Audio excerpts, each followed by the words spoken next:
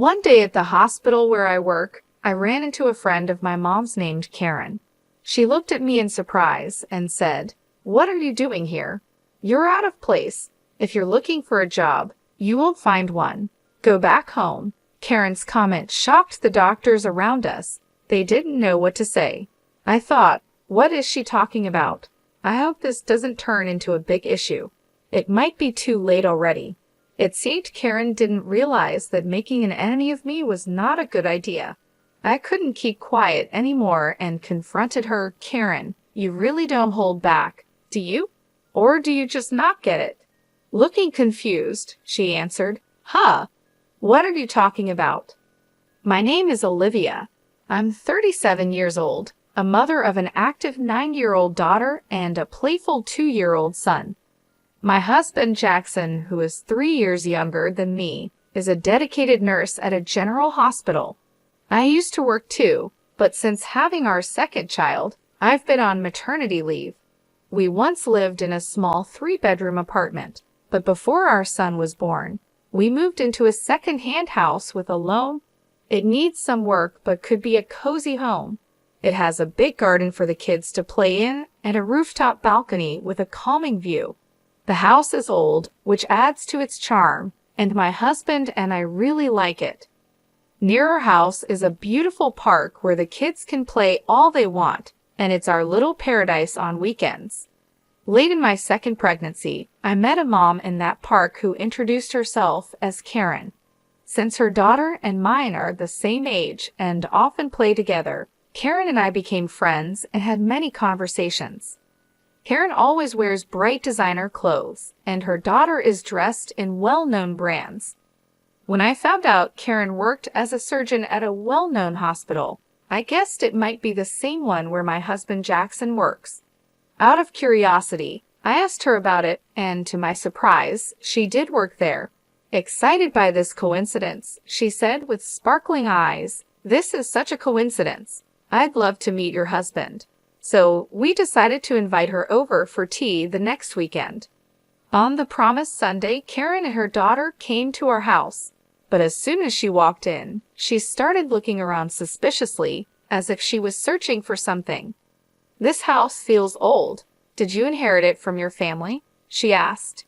"No," I replied. "We bought it secondhand and moved in just last year. It is indeed old." As my husband spoke, Karen examined each piece of furniture as if she was evaluating its worth. We were taken aback by her rudeness. Meanwhile, the children played happily in the playroom, and only the adults were quietly enjoying tea in the living room. "Jackson, which department do you work in at the hospital?" Karen asked. "I work in the emergency department," Jackson said, a bit embarrassed. "But actually, I'm not a doctor, I'm a nurse. I support the doctors." "Really? You're a nurse?" she asked. "Yes, I graduated from medical school, but haven't passed the licensing exam yet. I plan to retake it next year." Karen's eyes widened, and she seemed to choose her words carefully. It's quite unusual to hear of someone graduating from medical school and not passing the licensing exam. Her next words made us uncomfortable. "Can a nurse's salary really support a family with children? Are you managing the mortgage payments and living expenses okay? Or is that why you chose an old second-hand house?" Her questions hurt us, and all we could do was give an erased smile. Karen made several more rude remarks, and we were speechless. After she left, I apologized to Jackson for the uncomfortable situation. "Jackson, I'm really sorry if I made you feel uncomfortable because of what Karen did. Maybe I should keep some distance from her from now on." "Don't worry about it," Jackson reassured me with a warm smile. "It was unexpected, but her personality certainly stands out. It's good to connect with other moms in the neighborhood, but I decided it would be best to not get too involved with Karen in the future." As time passed, new changes came to our family. I reached full term and safely gave birth to our second son. After celebrating his first birthday, I started to think about returning to work. Luckily, Jack's parents live nearby and have been a great help with the kids. Then, one day, I had some business at the hospital where my husband works. With some time before my meeting, I grabbed a hot coffee at the hospital cafe and was taking a moment to relax when I heard a familiar voice behind me. It was Karen. Oh my, isn't that Olivia? It's been such a long time. Hello, Karen. How have you been? Good. What brings you here today? Are you here to see Jackson? Maybe for a job interview or something? It must be tough on just Jack's income, right? Her tone was sarcastic, and she had a smug look as she spoke. Wanting to avoid a troublesome conversation, I responded lightly, well, something like that. However, Karen continued to pry, looking me over. This hospital has various stores, right? So where are you working part-time? At the convenience store or maybe the restaurant? After a brief silence, I curtly replied, sorry, it's about time for my appointment. I quickly left the cafe and moved swiftly through the hospital. I took the elevator to the top floor. My destination was the director's office, where I had an important job consultation. After about an hour of discussion, I headed to the large auditorium of the university for my next appointment. There was an important announcement scheduled that afternoon with all the hospital staff gathered. On the way to the auditorium by chance, I ran into Jackson. Jackson, that's great. After the director's talk, let's go for lunch together, I suggested. Sounds good. It's a bit of a walk, but how about pasta?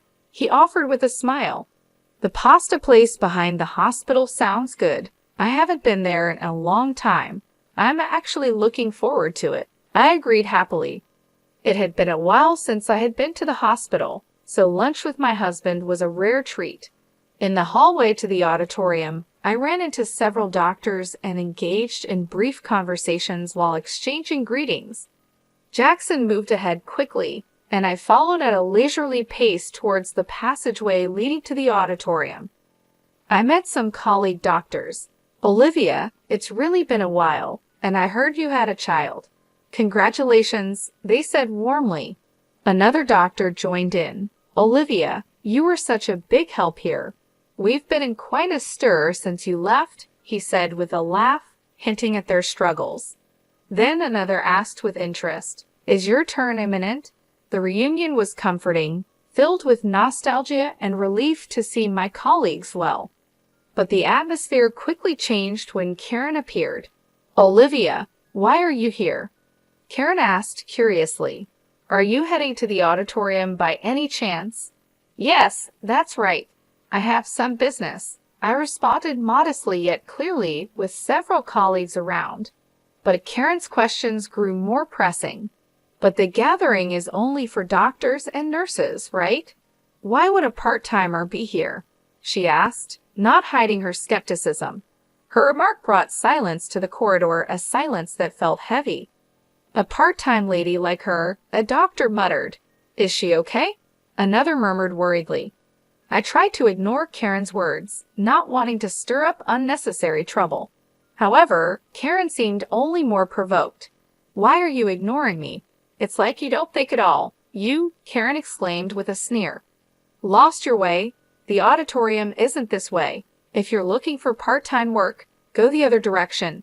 Now, please leave, she commanded, looking down on me. The doctors present were appalled by Karen's behavior, but they stood by me, trying to diffuse the situation. They raised their voices in unison against Karen. Disappointment and anger were evident on their faces, and their voices contained a strong sense of rejection toward her actions. Hold on, what kind of way is that to speak to Olivia? Don't you have any manners? Apologize to her right now, they demanded, not just disapproving but reproaching Karen's conduct. The doctors gathered, looking tense, and confronted Karen. The atmosphere was charged with tension. Faced with a united front against her, Karen appeared confused and at a loss for words. What's going on? I just pointed out that she doesn't belong here.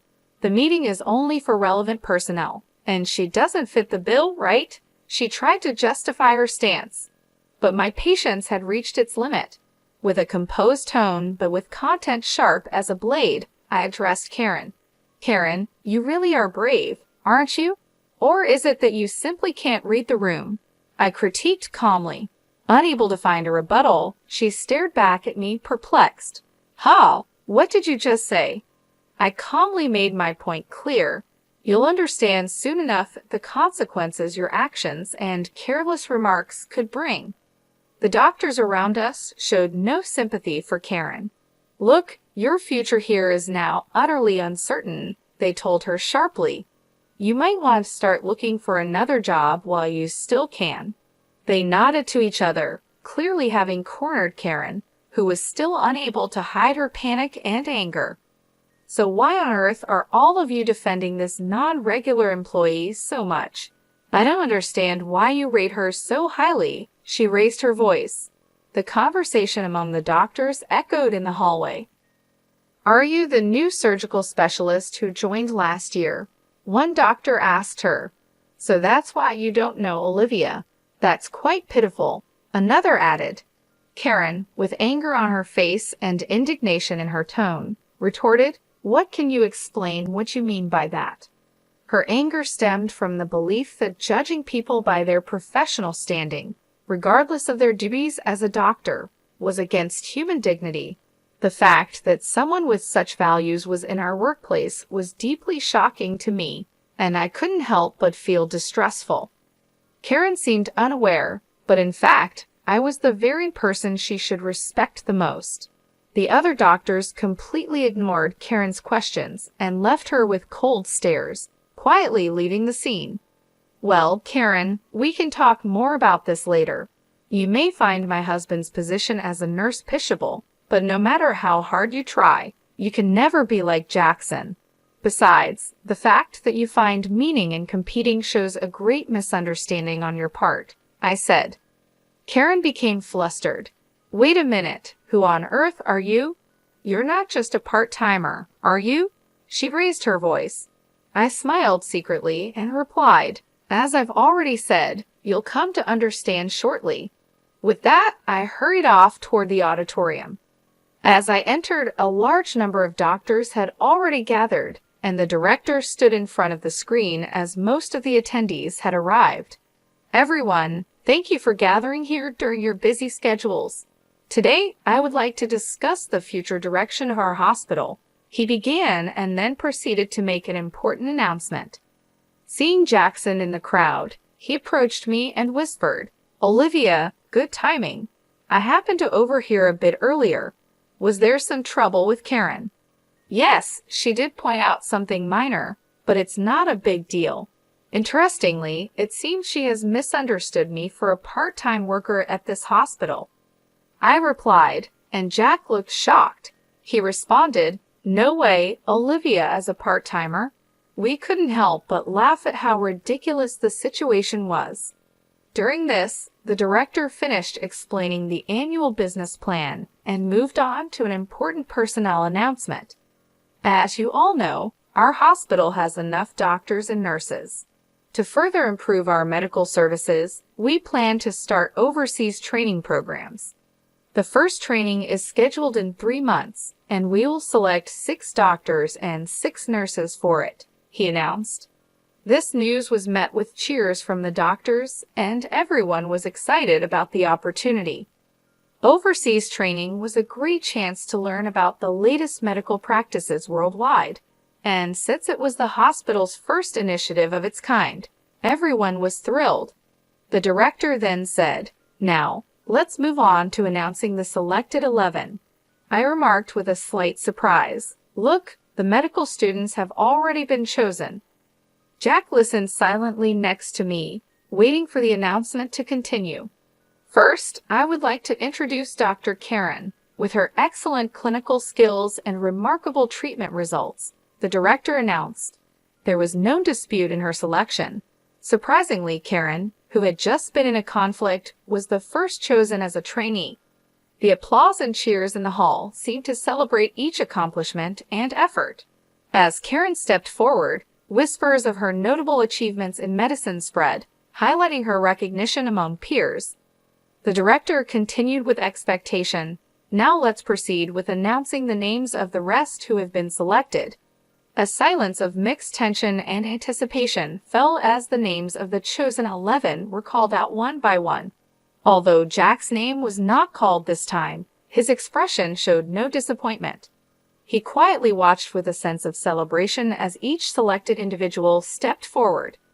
Addressing the 11 lined up on stage, the director asked, "Are all of you ready in spirit for the training? Please share a word about your enthusiasm and determination." He encouraged them gently. Each gave a brief but resolute speech, reaffirming their strong intentions. After everyone had spoken, it was finally Karen's turn. She spoke with proper decorum yet confidently. "I am truly grateful for this training opportunity. I aim to help our hospital progress further with the advanced medical techniques I will learn abroad," she said with a polished greeting. Then she turned slowly towards where we were seated and continued in her assertive tone.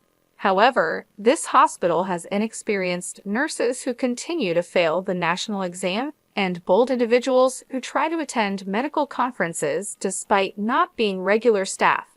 I intend to improve and transform all these aspects." Karen's bold statement changed the mood in the room, and the looks directed at her turned cold. Her words brought out the hospital's tensions and showed how risky youthful overconfidence can be. The director's intense gaze seemed to freeze the room, adding gravity to the situation. Maintaining his calm, the director asked Karen, "Karen, that comment was about those two sitting there, wasn't it?" His smile was calm, but didn't reach his eyes. Confidently nodding, Karen replied, "Yes, exactly. There are those unfit for this noble assembly." Remaining composed, the director then called out unexpectedly, "Olivia, could you come forward, please?" With this invitation, I, who had been just an observer, suddenly became the center of attention. Confused and beginning to lose her confidence, Karen asked, "Why her? Why are you calling her name?" The director, showing disappointment towards Karen, said in a quiet voice, "Karen, I am disappointed in you. Olivia, please introduce yourself to everyone." Taking a deep breath, I started, "Hello, everyone. It's been a while. I am Olivia, the chief of the medical department. I apologize for any inconvenience my maternity leave may have caused, but I will be resuming my duties next month. I look forward to working with you all again." Karen's voice couldn't hide her surprise. "Wait, she's the chief of the medical department." Her eyes searched the room for confirmation. Indeed, as the head of the medical team, I was about to return to my role. I had taken a 3-year parental leave to give birth to and raise my first son.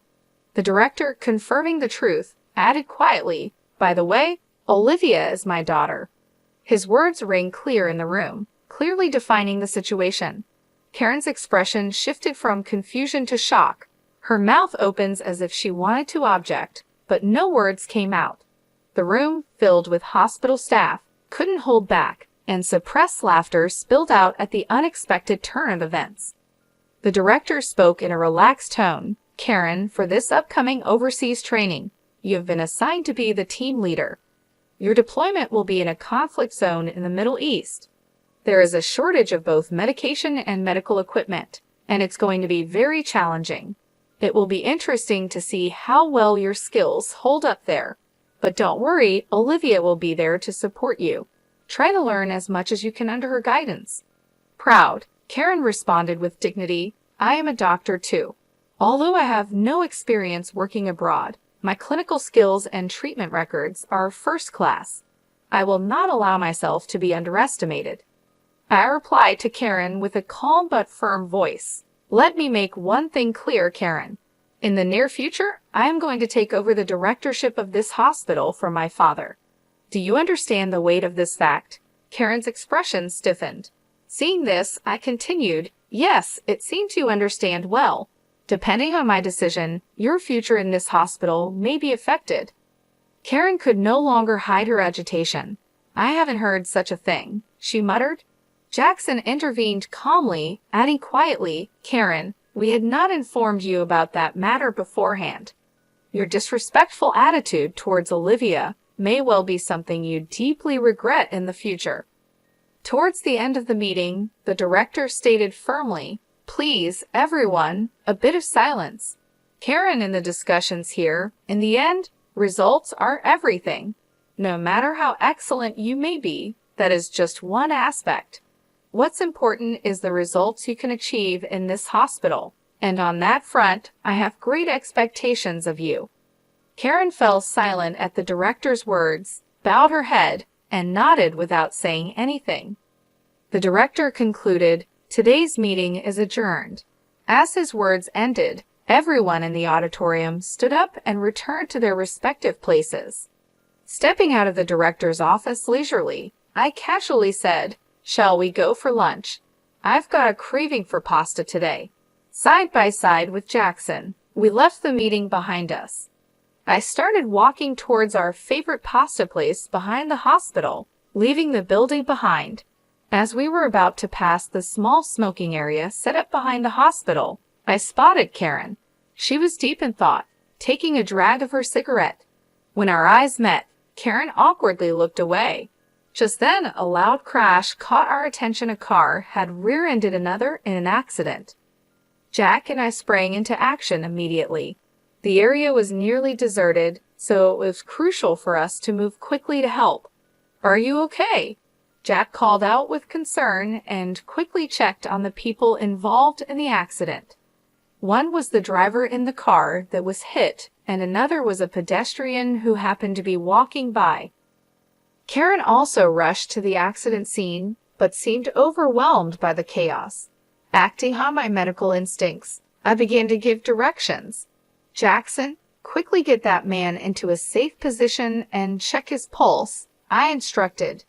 Jack moved without wasting any time, following my instructions promptly. As an emergency nurse, Jack had received special training, including attending surgeries I conducted. I had trained him rigorously, which helped him develop exceptional practical skills compared to other nurses. I then directed Karen with calm and clarity. "Karen, check if that elderly person is bleeding and assess their level of consciousness." However, Karen seemed paralyzed by the seriousness of the situation, standing still without moving. My voice grew firmer as I insisted, "Karen, do you understand what I'm saying? Please respond quickly." Her voice was tense. Karen was clearly overwhelmed, and with an unstable voice, she replied, "Ah, yes, what should I do?" Her panic was evident and seemed to add to the confusion at the scene. I rebuked Karen firmly yet patiently. "Don't you know what to do in an emergency? I doubt you're even a surgeon." Karen responded with what could be perceived as anger. "That's not true. There's nothing I can't do." But her actions, though active, clearly lacked effective measures, and she was just bustling about the scene. I then looked to Jackson. "Jackson, could you measure that elderly person's blood pressure and make sure there's no bleeding?" I gave the orders calmly. Jackson promptly replied, "Understood," and began to manage the situation. The accident scene started to regain some order with our swift response. Jack spoke to Karen with unusual sternness. "Karen, come over here and help." Karen reacted to Jack's command. "What do you mean? A nurse asking for such a thing?" she complained. But Jack cut her off. "This is no place for someone who can't do anything. If you're not going to help in this critical moment where lives are at stake, please step back," he said decisively. Karen was at a loss for words and stepped back from the scene silently. Jackson assessed the situation and reported to me, "The vitals are stable, but there might be internal damage. We should conduct a thorough examination as soon as possible." As professionals, we showed readiness to collaborate with other medical staff around us, doing our best for the patients. I led the response steadily. "Let's begin the procedures then. And the driver over there seems disoriented, but I don't see any serious symptoms. Let's move him out of here. Karen, could you please call an ambulance on your cell phone?" Despite my instructions, Karen stood frozen, unable to move. I addressed her with suspicion. "Karen, I'm speaking to you. Do you hear me?" Karen seemed confused, hesitantly murmuring, what's the number for the ambulance again?" Jack intervened. "Just give me that phone." He stepped in and took over, arranging for the ambulance.